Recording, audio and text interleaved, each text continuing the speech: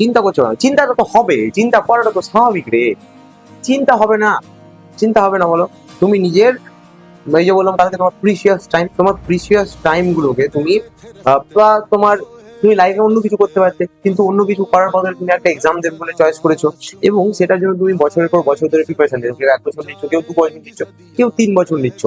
এখন এই যে প্রিপারেশনটা তুমি নিচ্ছ, এবং প্রিপারেশনটা এত বছর নিয়েছো, তোমার বয়স তোমার সারা জীবনের, এই ধরো তোমার বয়স কত হবে, 20 বছর, 22 বছর, 25 বছর, তুমি নিজের এই 25 বছরের জীবনের 2 বছর, 3টে বছর, কেউ হয়তো 1টা বছর, এরকম সময়টা ইনভেস্ট করে দিয়েছো শুধুমাত্র একটা এক্সামের পেছনে।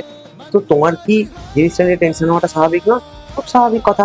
তো এইখানে টেনশন হওয়াটা স্বাভাবিক, কিন্তু যে জিনিসটাকে আমাদেরকে ধরে রাখতে হবে সেটা হচ্ছে নার্ভ।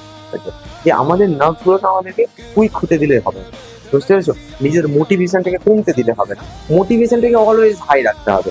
যে যাই হয়ে যাক না কেন, আমি পারছি না পারছি সেসব পরের কথা, আমি পরীক্ষায় পারবো, আমাকে করে আসতে হবে, আমাকে পারতে হবে, কারণ আমি 2 বছর দিয়েছি নিজের, এবং এই 2 বছরকে পুরোপুরিভাবে উসুল করে নিতে হবে একটা দিনে।